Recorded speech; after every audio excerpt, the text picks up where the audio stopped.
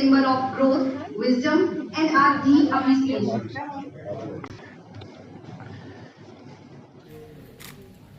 Now, with great respect, we all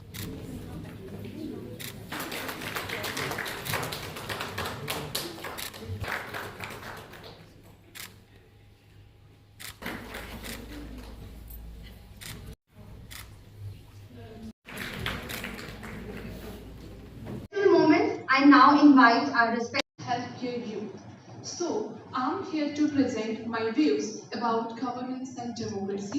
हम एक बात कहते हैं कि युवाओं की बात जब भी आती है, युवा जब भी किसी विषय के अंदर बात करने का प्रयास करता है, हमारी एक ऐसा ऑर्थोडॉक्स में अगर विचार की मैं बात करूं, कहते हैं कि नहीं, आप जो छात्र है या युवा है वो आज का नहीं, वो कल का नागरिक है। परंतु आज इस मंच से मैं एक चीज कहना चाहता हूं कि युवा कल का नहीं, अभी तू आज का नागरिक है। जो चीजें जिस प्रकार से आज हम देखते हैं कि देश के अंदर कई सारे विषय चल रहे हैं, जिस प्रकार से हम देश के अंदर देखते हैं कि एक विजन 2047 की बात आज देश के अंदर चल रही है कि 2047 का भारत कैसा होगा। परंतु मैं इस मंच से आज ये बात का विश्वास आप सबको दिलाना चाहता हूं कि 2047 का भारत कैसा होगा, उसके सृजन का आज के समय के अंदर हम सबसे अधिक अगर हम किसी की भूमिका देखते हैं तो युवाओं की भूमिका होनी चाहिए। युवाओं के पास एक नई सोच है, युवाओं के पास एक नया विचार है, युवाओं के पास ऊर्जा है। युवा चाहे तो पूरे देश के भविष्य को बदल सकता है, युवा चाहे, और हम विश्व की सबसे बड़ी युवा शक्ति है। और भारत को लेकर कई दार्शनिकों के ये भविष्यवाणी है कि 21वीं सदी भारत की सदी है, 21वीं सदी युवाओं की सदी है, और 21वीं सदी के अंदर भारत पूरे विश्व को आगे ले जाने का काम करेगा। हम एक विषय सुनते हैं कि भारत विश्व गुरु हुआ करता था, भारत सोने की चिड़िया हुआ करता था। आज मैं इस मंच से एक बात का विश्वास आपको दिलाना चाहता हूं कि भारत पुनः विकसित भारत के माध्यम से पुनः विश्व गुरु होगा, और भारत सोने की चिड़िया नहीं, अपितु सोने का गरुड़ होने जा रहा है। 2047 के अंदर भारत पूरे विश्व को एक नई दिशा, एक नई नीति देने का काम भारत करेगा, और ये नीति के निर्धारक अगर कोई होंगे वो भारत के युवा होंगे। और ये भारत की जो एक क्रांति पूरे देश के अंदर उत्पन्न हो रही है, इस क्रांति की मैं बीज आज मैं देख रहा हूं कि सांबा के अंदर बोया जा रहा है, ये कठुआ के अंदर बोया जाएगा, ये पुंछ के अंदर बोया जाएगा, ये कश्मीर के अंदर बोया जाएगा, ये लद्दाख के अंदर बोया जाएगा, ये कन्याकुमारी तक बोया जाएगा, ये नॉर्थ ईस्ट में बोया जाएगा, ये गुजरात के अंदर बोया जाएगा। और ये विकसित भारत का जो वट वृक्ष पूरे देश भर के अंदर बनकर जो उत्पन्न होगा, पूरा विश्व इस वट वृक्ष के नीचे भारत की जो गुरु शिष्य परंपरा है, भारत का जो इंडियन नॉलेज सिस्टम है, उसके आगे नतमस्तक होगा। इसका विश्वास मैं इस मंच के माध्यम से आप सबको दिलाना चाहता हूं। और अंत में मैं एक पंक्ति के साथ अपनी वाणी को यही विराम देता हूं कि तलवारों की धार पर इतिहास हमारा चलता है, जिस और जवानी चलती है उस और जमाना चलता है। जय हिंद, वंदे मातरम, जय मां Bharti. And the other guests and the lovely audience out there work entire district to help those in need. Sustainable societies, young voices must not be only heard but also empowered to lead.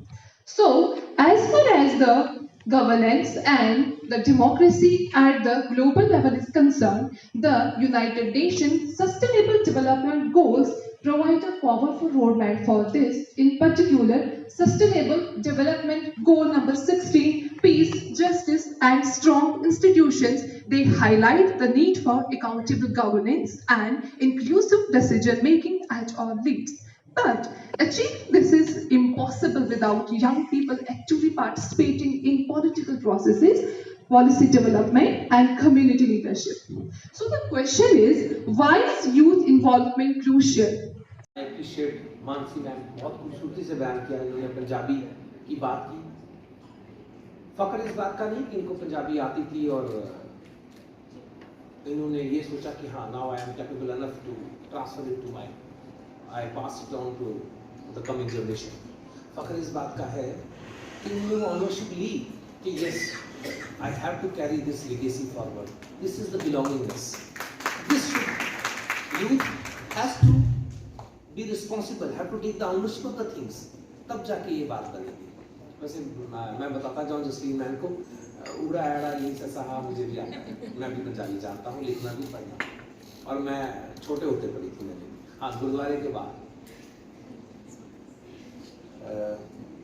मेरी ma'am ने बात की है, बड़ी pope Andes ने बड़ी खूबसूरत सी, कि डोगरी को लेके people usually feel embarrassed, right? हम सब कल्चरली हम सब ऐसे हैं। It's not about Dogri alone, Kashmiri भी ऐसा होगा, गुज्जर भी ऐसा होगा, पहाड़ी भी ऐसा होगा, बट यकीन जानिए मैं वही कहूँगा जो मैं what I am actually implement. I didn't prefer my kids talking in English.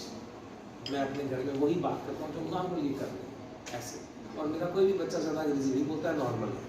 The day I told Alia my wife, I told her कि यार अगर कंटेंट होगा ना तो दे विल गेट ट्रांस। मेरा मन है कि मैं डोगरी च गै शुरू करां, ते जिसलै मैडम होरें आख्या ते मिगी होर अच्छा लग्या कि सारे अज एक्सैप्ट करा दे कि डोगरी जेह्ड़ी है ओह् साढ़ी जेह्ड़ी है मदर टंग है, और ओह्दे कन्नै गै जिसलै शुरुआत होऐ ते बड़ा इक अंदर इक संतुष्टि होंदी है।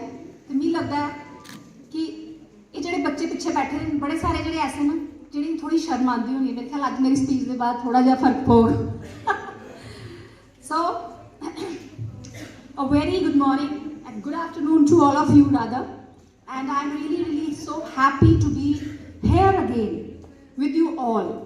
I was here as one of the panelists at W20 also, and today I am seeing my so many colleagues, KS officers, who have really done a brilliant job, who have shared their thoughts, and so many thoughts which can really shape the future of the youth who are looking forward for a better future and for better contribution to the nation.